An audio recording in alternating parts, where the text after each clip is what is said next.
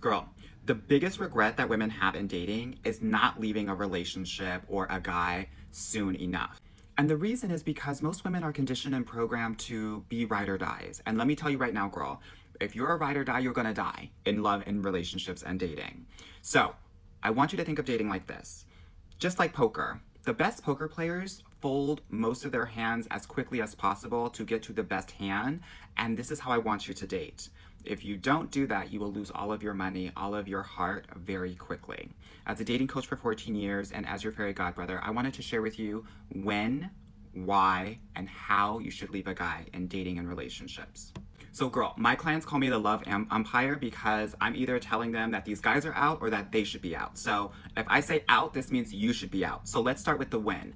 If a guy has not asked you out in a week when you first get to know him, you're out. Get out of there. If he's not setting up a date once a week, you're out of there. If you're dating a good guy, but you're not attracted to him and attraction hasn't increased within 2 to 3 weeks, you're out of there.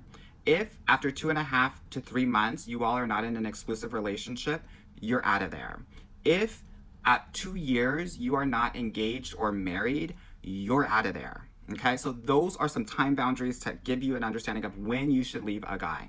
Okay, and if he's not ready, because a lot of these guys are not relationship ready. Now, let's talk about the why, because that is also very important. Girl, if you've made a pros and cons list, it's a con. You're out of there. Yeah?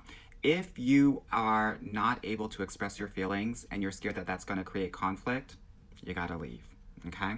If you feel like a broken record and you continue to repeat yourself over and over and over again and nothing is changing, you're out of there. If you're giving your guys timelines already, you need to be out of there.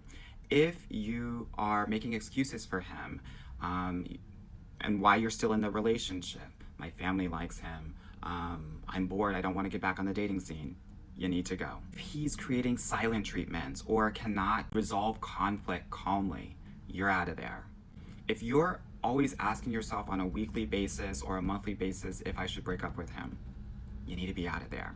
Now, I know this is really hard. Most women don't want to feel like a bitch, don't want to feel rude, don't want to feel guilty, but I want you to understand that these men are grown-ass men and they can handle themselves.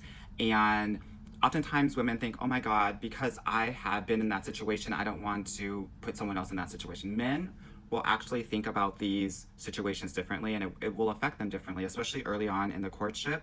He's going to be happy that you're telling him that he doesn't need to spend money, time, and energy on you because you're not feeling it at the end of the day. So please understand that when you're sharing these things, oftentimes it's a win-win. Now, how should you leave a guy?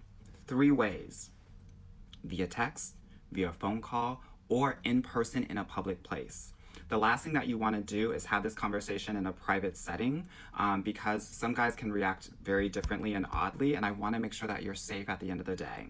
Now, if you haven't engaged with a guy for a long time, just give him 3 sentences. Hey, thanks so much for the date.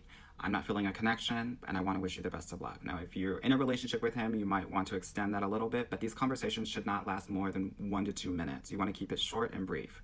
I hope this helps you. If you need help with these boundaries, with speaking up and finding your voice in dating and relationships, definitely book a call with me.